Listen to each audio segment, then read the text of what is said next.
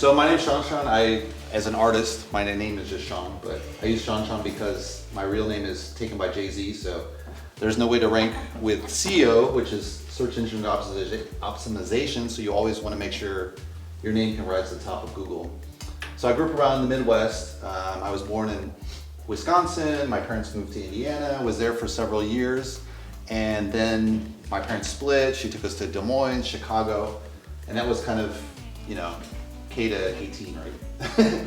At 18, my dad invited me to go to Poland, so I lived there for a year, so it was really exciting. I saw the Berlin Wall fall behind the Berlin Wall. So that was kind of dramatic. You saw the transition from communism to capitalism, so that kind of spawned one of my art styles, which I call political pop, which I use kind of political elements.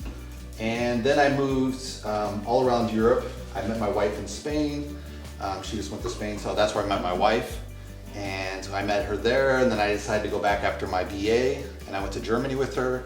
I was going to study architecture, and then I ended up doing an MBA because there was a huge real estate crash, so I was like, maybe MBA is better. So, and then for several years I've lived in California, and then we decided recently to move back toward the area where my parents lived to, you know, see them in their last years. So that's what I've been doing. So my presentation is about online marketing, how to market yourself online. So your key point is your website. So that's kind of your home page, and you want everything else to point back to your web page. So if you're the pizza store, these guys are your pizza delivery guys, right? So obviously everyone knows about Facebook. Now what you may not know about, well, let me do about the website first. So the website, you want to have videos. So if you do YouTube videos, you can put some sample of your work, maybe an interview if you've done interviews. You can do art reviews. I've done reviews of all the local museums here. Some tongue-in-cheek, so I'll have the top 5 and the worst 5 about like Cincinnati Art Museum, right? So it's kind of a fun thing, but you draw attention to yourself. You also want to obviously have your art. So you want to have your portfolio. Ideally, you want to have a shop on your website. So a lot of people don't put their site, so it's kind of, some people say you should have a shop, some people say you don't. But when have you ever gone and bought something where they don't have a price tag? If you buy a Lamborghini, you want to see the price tag, you know. They might not have it on some items, so in art it's kind of like that. Some people show without prices, some people show with. But I would suggest use it with your price, and then you can kind of pull people into your website. So you have your art portfolio. Another thing you want to have is obviously your blog. That isn't as relevant nowadays, but you still want to do articles. This is really powerful for SEO. So if you want to rank up in Google, use articles, because Google can read your newsletter and your blog much easier. They can find those words, keywords, and move you up the ranks. So that's why you want to keep doing a blog. I usually just post my video blogs, but you should do articles as well. So you want to have that. What else do I have on the website? And I also have kind of a tips section. So in my tips section, what I do is instead of having a contact page where you say like, contact me for my newsletter, no one wants spam. So if you put that, people are really not interested usually. If they really like you, of course, they might sign up, but most people don't want to sign up for more spam. Their email's full. So what you do is you do lead magnets. So lead magnets are basically top 10 list of how to be a better artist online. Like I took this whole presentation, made it into a little PowerPoint, and I put it on my website tonight. But you can also do, you know, how to collect art scams, art frauds, things to avoid in the art world, right? So I've done little tips, and then so I say, hey, go to my email, sign up for the email, and then you'll get this free guide. Or go to my email, and then you get a free 25% off your first buy. So these will really enable you to gather those email lists for your newsletter, right? So you still want to kind of do your email newsletter. It's not as powerful as it once was. People don't read emails much, but once you have the email, if Facebook goes away, you still have something. If you rely only on Facebook or social media, those could close at any moment and you lose your whole audience. So you always want to still be gathering emails. So that's kind of your website. Go Eraser. So another thing, obviously everyone knows about Facebook. On Facebook, what you don't know is the really main thing is educate, entertain, sorry my spelling's terrible, and funny if possible. So you don't want to really sell, right? So if you post endlessly about your own art and say like, this for sale, this for sale, that's not gonna work. So what you can do is you can have questions. So I do like a question a day, like which artist do you think should live again, you know?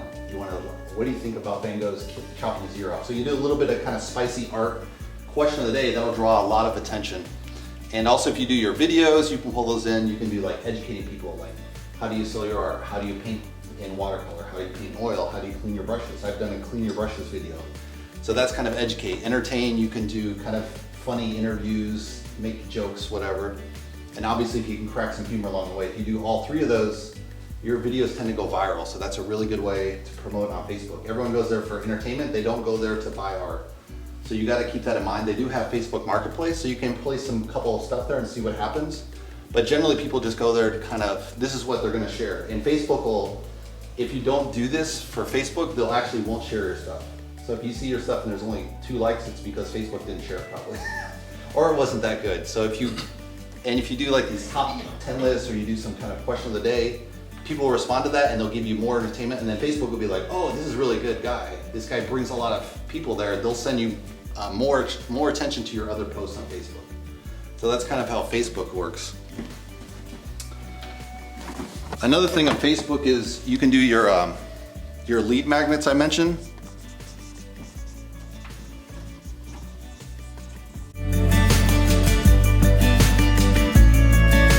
Which you want to use for your newsletter, right? So, but you can do it within Facebook, so you don't have to leave Facebook. You can say like, sign up for my top 10 list. You get an email, and then actually Facebook will use the email they used on Facebook. So when they go to sign up, it'll say their name already, it'll say their email already. All they have to do is hit join. So it's a really simple process to get lead magnets emailed off of Facebook on the newsletter. So obviously with your newsletter, everyone's getting your stuff, and Facebook is not denying you sending it. They may not open your email, but at least you're getting it all out, right? So you always want to kind of build, that's one way you can use Facebook. So a really hot one right now for artists is Instagram. And this is because Facebook has got very mature. So in this case, Facebook really isn't sharing organic reach. You can't really grow organically too much by Facebook anymore. You can by Facebook group. So this is a really good way. I've started my own Facebook group. So I did like a collector group. So I was like, how to collect art, you know, who are the artists to collect? And then I use all my lead magnet ideas and throw them in there and spice it up. But it's mostly about collecting, not about me. It's about, you know, how to help the collectors. So you can do that for Facebook. On Instagram, they still have some organic, so you can still grow your audience on Instagram just by typing without even advertising. So Facebook, you really need to advertise to grow nowadays. But Instagram, you can choose organic, but it's also, if you advertise, it's very cheap. Instagram obviously is mostly post. So what you want to do is in your bio, you want to have maybe number of clients. If you have a lot of clients, or maybe a famous client, like I have a famous client, Casey Neistat. So I say, collected by Casey Neistat. And people are like, whoa, anyone knows Casey Neistat is gonna be blown away, right? Or you can say where you're collected. So like you can say UK, US, Ohio, kind of where your collector base. So it shows that you have social proof that people like your work, they want to go there. And then you want to have a link, your bio link. They'll have a link, and you probably want to do it to your store more than anything, probably your store. You can do it, say, to your YouTube channel and then drive more attention, but probably their store, I would say, just, you know, it's kind of a toss-up between YouTube, maybe your store. So that's kind of what you do on Instagram. And on Instagram, you do mostly your art, so it's obviously like a 3-thing format. So you might do, you know, like photo, and then here you might have some kind of saying, right? Or you might have, every once in a while, you might have like say, oh, this is how I do a commission. But mostly photographs, and then every once in a while you do a commission, maybe a quote, and kind of like add a little bit of variety to your Instagram. And so these will be kind of your plugs to your, kind of your advertising side, but not too much. Just kind of sprinkled in here and there on your Instagram feed. So Twitter, I'm big on Twitter, but the thing is, I don't think it's as successful as it once was. It's kind of more news, kind of watching Trump or anti-Trumpers, right? But so on Twitter, you have the same kind of bio. So you want to kind of have some of the same elements, like where do you sell, like the same thing I said on Instagram. So you kind of want to, you could probably use that same bio on the top, which people are going to read. Who is this guy? Oh, he sells this much art. He sells this kind of art. What's your logo? So my logo would be like to provide you with great art at your home for your best living at home. So I kind of have that tagline as boom right up there, so people know what's your purpose behind your art in a really simple phrase. And then from there, you kind of social proof, like how many clients you have, where you sell, you know, what you're interested in. And on Twitter, what you can do is like, especially event promotion is really good. So anytime you want to prevent an event, you can use Twitter and you can post, like nowadays, not so much, but you used to be able to post like 7 to 8, 10 times a day. So you can post crazy amounts on Twitter. I do an auto poster. So this auto poster just posts my art from my store and they'll say, go to this store, go to the store, go to the store every 3 hours or 4 hours. And so I get that for $12 a month. And then that just, well, $12 for 3 months and it'll just private every 3 hours. And then what you do is you go back on and you want to engage. So if anyone that likes your thing, you want to follow them. And then after you follow them, you want to say, hey, thanks for following me. You tweet on something on their feed, right? So if you tweet about them, they'll start to follow you and you gain more followers. And also in Twitter and also Instagram, you can actually reply back to your new followers and you do short video. You just pick up your phone, be like, hey, thanks for following me. Congratulations, da da da. And you look up their bio and read something out there. Oh, I really like you do these roses with watercolor, da da da. Thanks for following me, boom. And you can upload that to your Instagram and Twitter and all your followers. And so they'll start to follow you over and over, you know. So I do this really a lot on Twitter. But again, it's more of a news feed. It's not necessarily art oriented. Instagram is much more art oriented, same with Facebook. Another one is YouTube. So this is really great because, so let's go to YouTube here.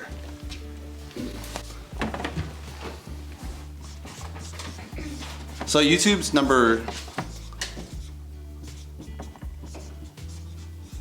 so after Google, everyone knows Google's #1 search engine in the world. Everyone else kind of sucks. Number 2 is YouTube. So this beats Bing, this beats Yahoo, this beats Alta Vista. All the old search engines are below YouTube. So you obviously want to be on YouTube. And the great thing about YouTube, better than any of these other ones, is these are kind of flash in the pan. If you advertise or put something up, it's kind of, they see it once a day and then it's gone. They see it this day, it's gone. They see it a week, it's gone, right? But on YouTube, it's permanent. So people find my old videos from 7 years ago and they still can watch it to this day. So people will find your new stuff as long as you're kind of once a week putting out a video, ideally at least once a week. That's kind of a lot, but that'll really help drive your search. And what you want to do, there's something called playlists. So you can organize your content into different kind of groups. So I have one for movie reviews, one for museum reviews, one for painting reviews. And then I have even specific styles of painting. So I have realism, different abstract styles. And so people have actually, you know, drill down and see a particular style and it'll see all of it. And on these playlists, when you do a video, so you'll have your intro, and in the intro you always want to say, please subscribe to me, and then like me, so that'll help drive your following on YouTube. And then the exit and the outer. So in the exit part, you want to you can put like different playlists. So you can put like my latest video, my most recommended video. So those will kind of help drive people to keep watching your videos. So the more you're seen on YouTube, consistently, like if they watch 5 or 6 videos, they'll rank you higher on YouTube and then you'll get organic reach. So the better you can make people watch your stuff over and over in different videos, you're gonna rise up and rank naturally. Also, it's extremely cheap to advertise here. It's probably, I can advertise for 4 cents a view. So this is cheaper than postcards. Like if you send out a traditional art gallery, it might be like 40 cents for a postcard, right? This is 4 cents to watch your video. So you make it once and you can just continuously boost that. YouTube isn't as good to focus because it's Google, but Facebook is much more targeted. So when you advertise on Facebook, you can actually target to like rich people, male only, they like this museum. You can get pretty specific on the targeting. So Google is not as good targeting, but you can definitely, it's really cheap right now. So this is kind of YouTube. And you also want to have a most popular. That's one of my most people advertise one of their places most popular. So you put that right on your homepage. And so on YouTube, they'll have a homepage. So you'll have like your bio. So you want to fill that out. You'll have this nice banner. So you can kind of put some artwork that's suggestive of your work. And then you want to have your playlist. So the The first one's probably your most popular because people want to see that, and that's your best advertising, right? Because those are the best succeeding videos. So you rank them in the most popular list, maybe 6 videos, and you rank them most popular. So they'll actually show your most popular first to the least popular. And all these playlists that I list here on the front page, I'll list most popular least. And then as you put new stuff in, then it'll populate as well. And there's also, you can do, in the front page, there's an intro video, so you want to record yourself with intros like, hey, welcome to my channel. I do artwork, these 3 styles, You know, I do movie reviews, art reviews, whatever you cover in your channel, and they say, thanks for watching. And so I have an intro, so that's what everyone sees the first time they come to my YouTube channel. And then when they don't, they see my painting demonstration. So if they're already a subscriber, they'll just go and say, oh, here's my latest painting, right? Because I primarily want them to see my painting. I don't really care if they see my museum, movie reviews, but those kind of draw people into YouTube. And then from YouTube, I obviously try to draw them back to my website. YouTube, you can also post onto LinkedIn. So people don't know about this, it's kind of your secret weapon. It's really not known because most people just think you go there for your job. But you can post all your videos onto LinkedIn and also Pinterest, which people don't know about either. So you can put video posts into LinkedIn and Pinterest. Also articles are really good on LinkedIn, like how to, if you go to a museum exhibit and you kind of, whatever you write in your blog, you can copy paste into your LinkedIn as an article.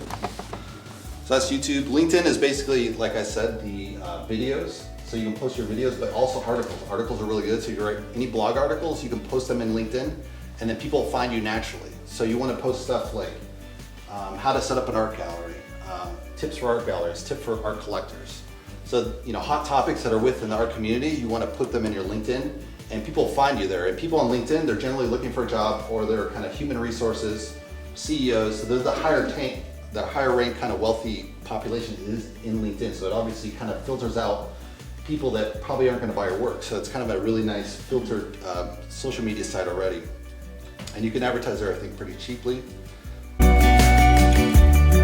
SEO is basically, what I do is I try to make as many websites as I can stand. Obviously there's only so many and you're like, oh, it's too much, uncle. But the more you can do kind of a lot of different social media, you don't have to do a lot. Maybe you focus on 1 or 2, but you do it over a few of them and post them maybe once a week. And those will help rise your SEO ranking.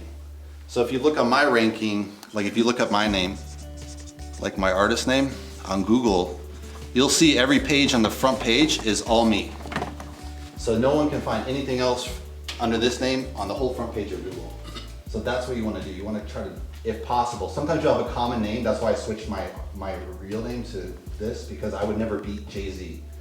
I have 2,000 links on my LinkedIn under my real name. I'm on page 6.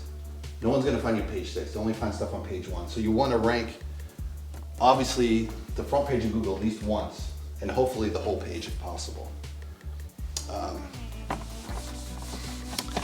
And then mentioned earlier, we had the newsletters. So once a month, you want to send out a nice newsletter. What I do is I send out kind of summaries of my videos. So I have little video clips in here, and then you can add some articles. But kind of your new art, maybe people you've interviewed, like I'll use this in my newsletter, like, hey, I interviewed people here, I did a presentation, and kind of what you did for the month plus your new art projects, right? So I do that usually once a month. You can try it more, but I think people kind of fall off if you do it more than once a month. That's just my feel of it. And she wanted you to show this art card. So I'll just pass it around. And so this is kind of one way to sell your art when you're at an art show. And so what you do is you have your traditional like artist, title. So that'd be like shawnshawn, XYZ, size 8x10, medium. Say it's watercolor, right? And then what you want to do is add a kind of description in here.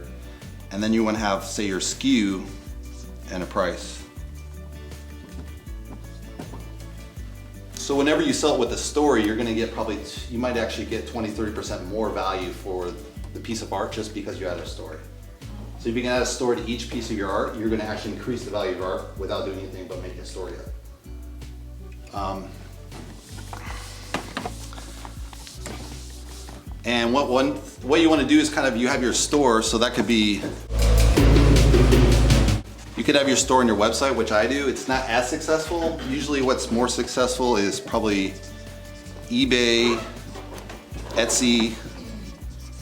Another one is Saatchi. They have Fine Art America. I haven't had luck in Fine Art America, but maybe you will. So you can use these online galleries and kind of get your word out there about your art. And you can post, this is about, I think this is $4 for 3 months, so pretty cheap. And then eBay is probably, it's free up to 50 listings, right? I have more because I have most of it on eBay, but, and then Saatchi's free, they take a cut, so maybe it's like, I think it's like, they take 30% maybe, like a gallery would. Fine Art America, I'm not sure, because I haven't been on there a while, but you want to list these online stores and that'll amplify your store reach as far as what you want to sell. So you guys have any questions? When do you have time to paint? I was going to ask the same question. When do you have time to paint? So what you do? I would be spending every day doing nothing but this. So what you do is you just, what I do is I try to set a time watch and I put like 15 minutes and just do Facebook, Instagram, Twitter in the morning. So quickly reach out to my new fans on Twitter. Instagram, I might just comment on some. So the best way to reach on Instagram as well is you need to comment. If you got likes or hearts, don't do this. That's a waste of time.